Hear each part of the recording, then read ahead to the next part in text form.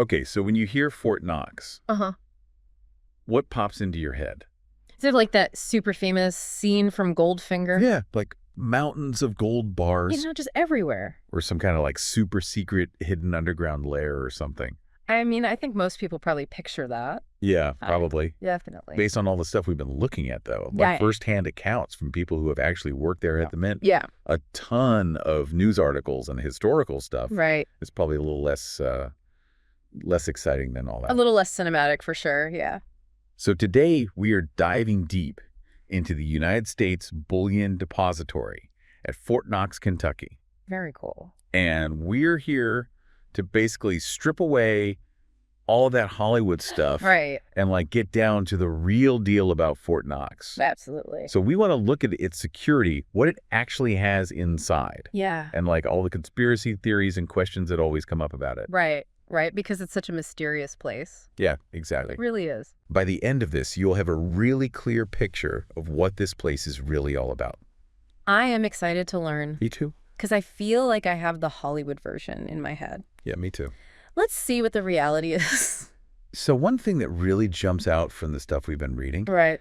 is that the image everybody has in their minds is so different from how the place is actually described. It really is. And it's kind of funny because, like you said, you've got the Goldfinger image, which we all have. Right. But then, like, the former Mint director that we were reading about, Yeah. he just straight up calls it a concrete Depression-era structure. Like nothing special. Yeah, nothing special to look at. Yeah.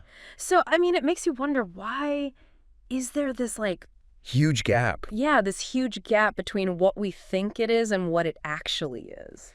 I think it's because we love the idea of like hidden treasure. Oh, for sure, yeah. Impenetrable fortresses and stuff like that. So Right. And all that gold. yeah, we just kind of make it bigger in our minds, Yeah. I think. It's more exciting that way. Exactly. Yeah, definitely. But don't get it twisted. Yeah.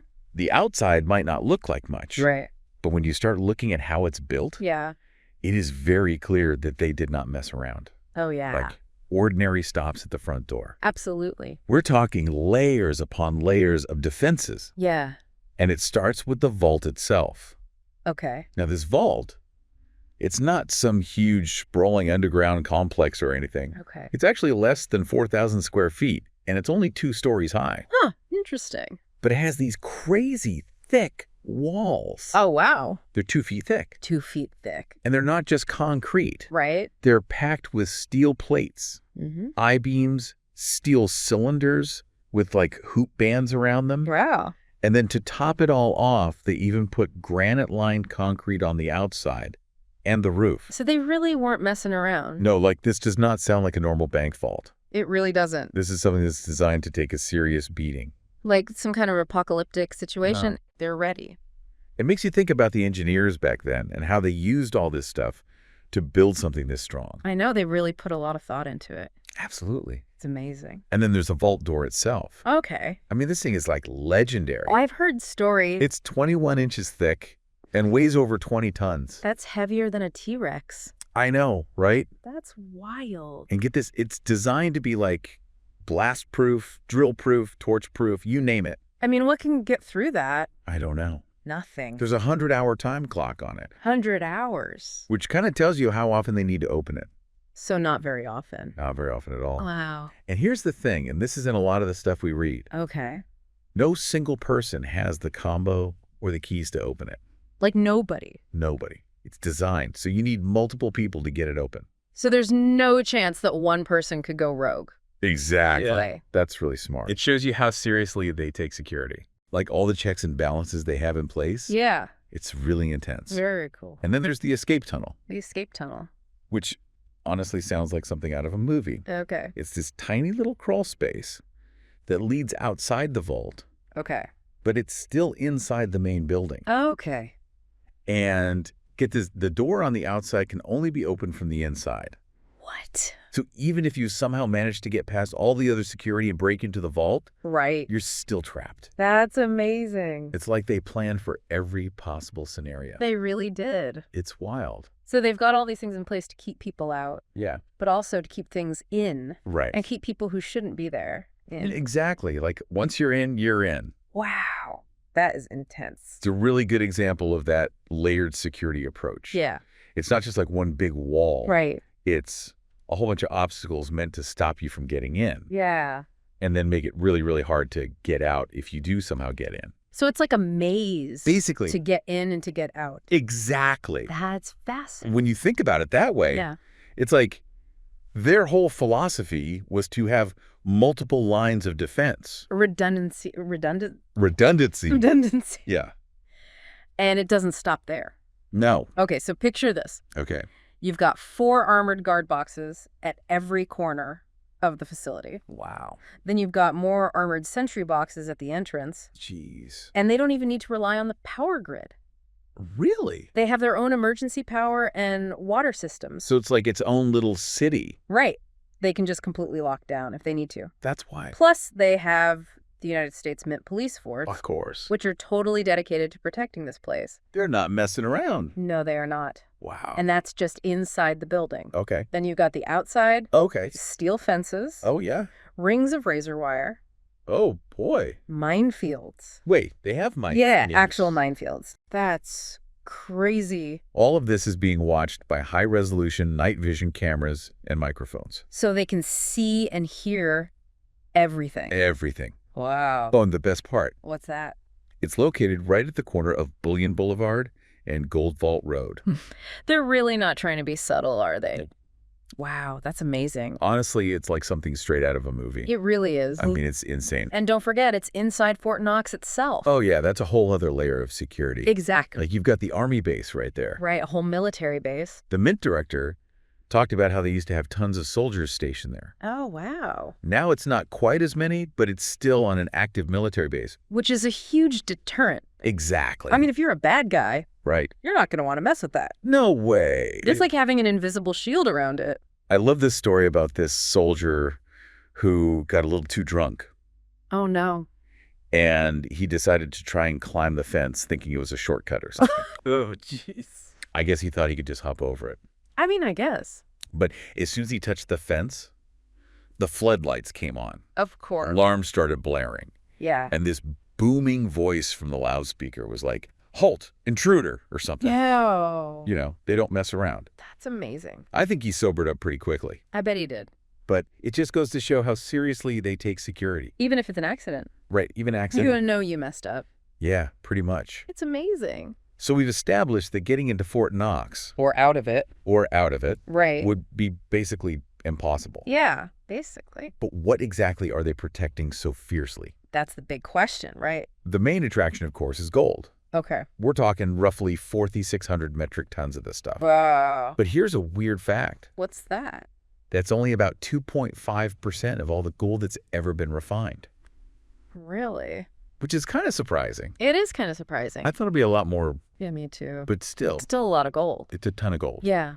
Today, that's worth almost $200 billion. Wow, that's just an insane amount of money. It is. Yeah. It's crazy to think that back during World War II, Right. Fort Knox held like 4 times that amount. 4 times that amount. Yeah. Wow. Like, can you imagine that? That's mind-blowing. So much gold in one place. Yeah. It just shows you how much things can change. Right. Like how global events and economic stuff can shift all that wealth around. Absolutely. It's interesting to think about. Yeah, like back then it was the place to keep your gold safe.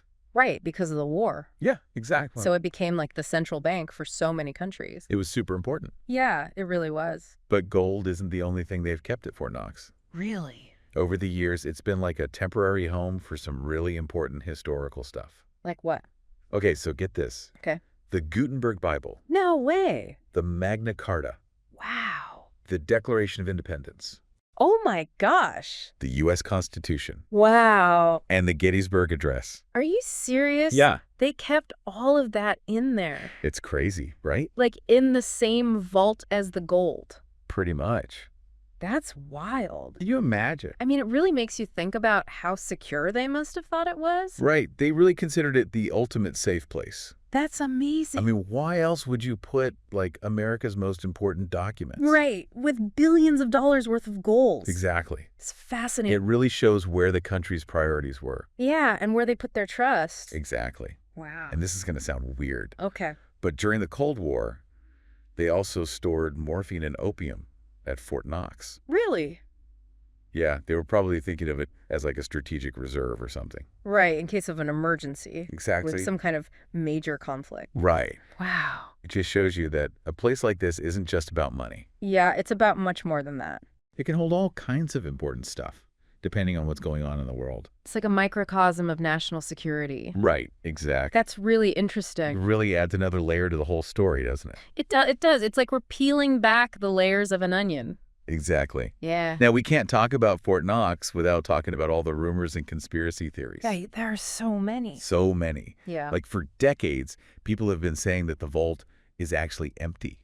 Oh, yeah, I've heard that one. Yeah, it's a classic. Yeah. One of our sources mentions this guy, Ed Bush, from WFAA radio in Dallas. Right. Like, he was a big part of spreading that idea around. Huh, I didn't know that.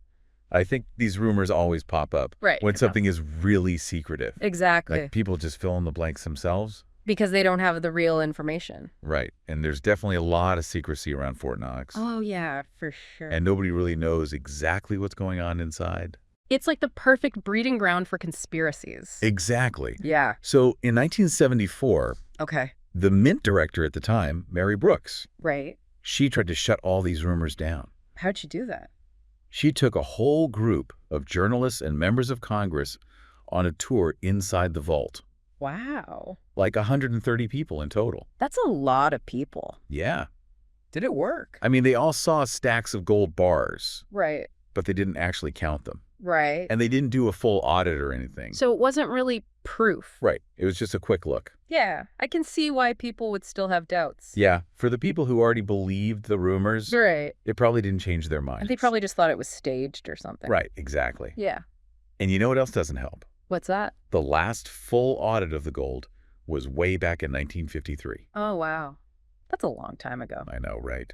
And things have changed a lot since then. Right. So, yeah, I get why people would be suspicious. And even then, they only checked like 5% of the gold. 5%. Yeah. That's not very much. And they didn't have any outside experts involved. So it wasn't really independent. Nope. Huh.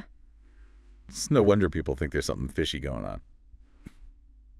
It's like they're almost encouraging the conspiracy theories. Yeah, pretty much. It's so strange. It makes you wonder why they don't do more thorough audits. Oh, good question. Right. Yeah. Like, what are they so afraid of? Right. Okay, so fast forward to 2017, Okay.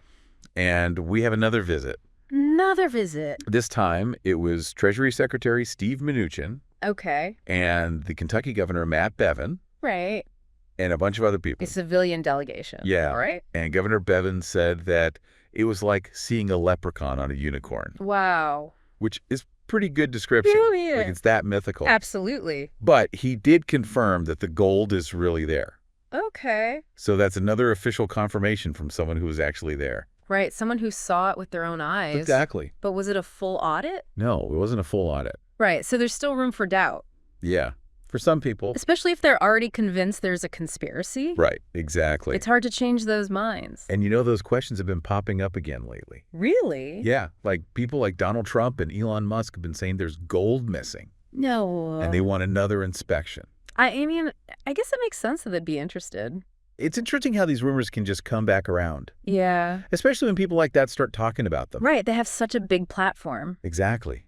They can really amplify those ideas. and make people pay attention. Right, even if there's no real evidence to back it up. It makes you wonder if it's just to stir up controversy Yeah, maybe. or if they genuinely believe it. Who knows? Yeah, it's hard to say. But here's the thing. Okay. If they actually did a full audit of all the gold at Fort Knox, Yeah. it would be a massive undertaking. Yeah, I bet. Like one of our sources, JM Bullion, Okay. they said it would take about 18 months. 18 months? Yeah.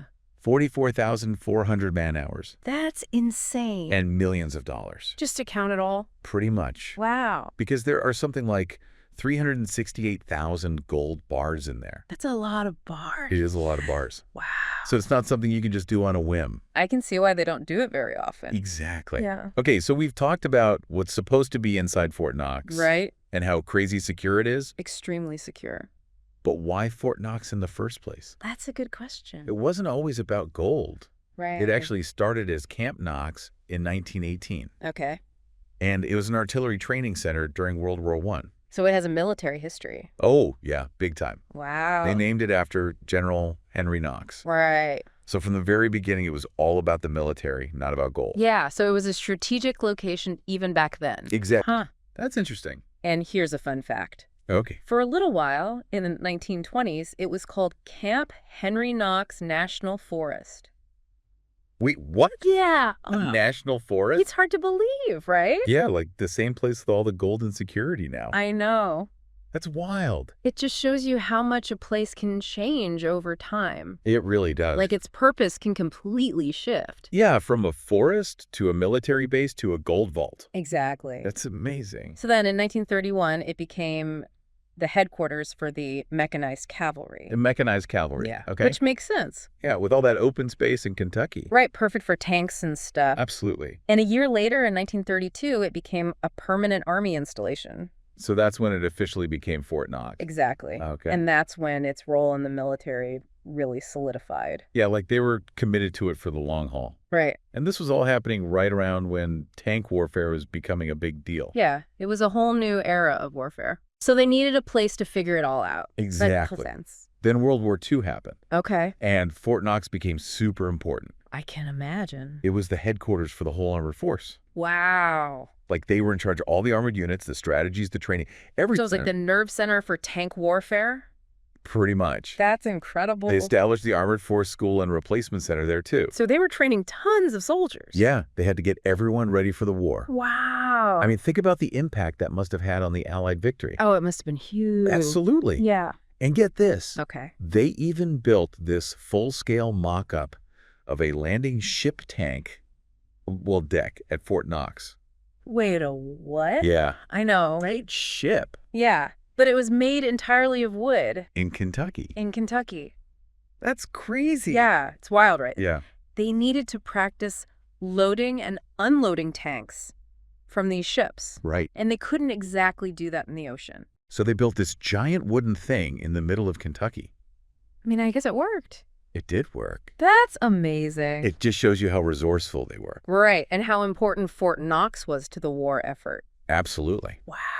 Fort Knox was also a prisoner of war camp during the war. Really? Yeah. Wow. And it was a training base for the Tuskegee Airmen at Godman Field.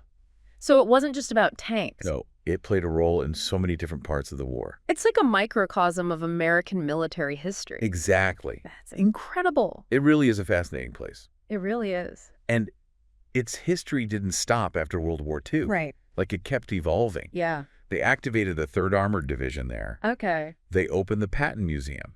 Oh, wow. And it stayed strategically important throughout the Korean War and the Cold War. So they never really stopped using it? Nope. That's amazing. They even fielded the M1 Abrams tank there. Wow. And remember that movie, Stripes? Oh, yeah. They filmed that at Fort Knox. No way. Yeah, that's awesome. It became a part of pop culture, too. It's like a celebrity military base. I know, right? That's so cool. But the biggest change happened in 2005. What happened? The BRAC Commission decided to completely transform Fort Knox. Really? Yeah. They turned it into what they call a Human Resource Command Center of Excellence. A what? Yeah, I know. It's a mouthful. Yeah. Basically, they moved a bunch of different Army commands to Fort Knox. Okay. And now it's responsible for managing the careers of every single soldier in the Army. Wow, so it's like the HR department for the whole Army. Exactly. It's amazing. So the gold is still there. Right. But the main mission of Fort Knox has shifted. It's not really about tanks or gold anymore. It's about people. It's about people. That's really interesting. It's crazy how these strategically important places can just change their focus. Yeah, to adapt to whatever the country needs. Exactly. Wow. So that brings us back to all those conspiracy theories we were talking about. Right, the ones about the gold. Yeah, like the missing gold. the missing gold. Yeah. So we've got Theories that it was secretly sold off, Mhm. or that there was never any gold there to begin with, Right. or that it's all fake. Like gold-plated tungsten. Yeah, gold-plated tungsten. Or that it was all stolen. The great Fort Knox heist. Exactly. Yeah. So let's break these down one by one. Okay. So First up, the secret sale theory. Okay. So one of our sources, The Independent, Okay. they pointed out that it would be basically impossible to secretly sell that much gold. Right? Like, think about it. Yeah. You'd have to find buyers, Yeah. transport it without anyone noticing, Right. and it would totally mess up the global gold market. Exactly. The price would plummet. Exactly. Yeah. Plus, even if they did manage to sell it all, Yeah. it wouldn't even make that big of a dent in the national debt. So what would be the point? Right. It just doesn't make sense. It doesn't add up. Yeah. I agree. Okay, so what about the theory that there was never any gold there in the first place? Right. Well, Those visits in 1974 and 2017, Sure. like all those people saw gold. yeah, a lot of people saw it. Journalists, members of Congress. The Treasury Secretary? Right. It's hard to believe they were all lying. Yeah, and that it was all some big fake setup. Right. It's possible, Yeah. but it seems really unlikely. It would be a huge conspiracy. Yeah, it wouldn't? Okay, so what about the gold-plated tungsten theory? Right. That one's pretty out there, It is. but I've heard people say it. Yeah. Oh. Well, Secretary Mnuchin, Yeah. he specifically said that he saw real gold when he was there in 2017. Okay.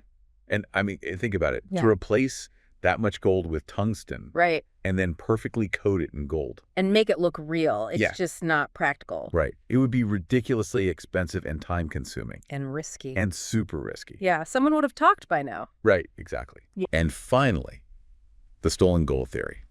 The big one. Yeah. Like if this actually happened, Yeah. it would be the biggest heist in history. Oh, absolutely. Like way bigger than anything else anyone has ever pulled off. It would be legendary. I know. But It- with all that security, Right. the Mint Police, The army. the super secure vault that needs multiple people to open it. It just doesn't seem possible. Right. Like someone would have noticed something. Yeah, you'd need like a whole team of people. And they'd all have to keep quiet about it. Exactly. It's too risky. It's just not going to happen. Yeah, I agree. So basically, Yeah. Fort Knox is a lot more than just a big pile of gold.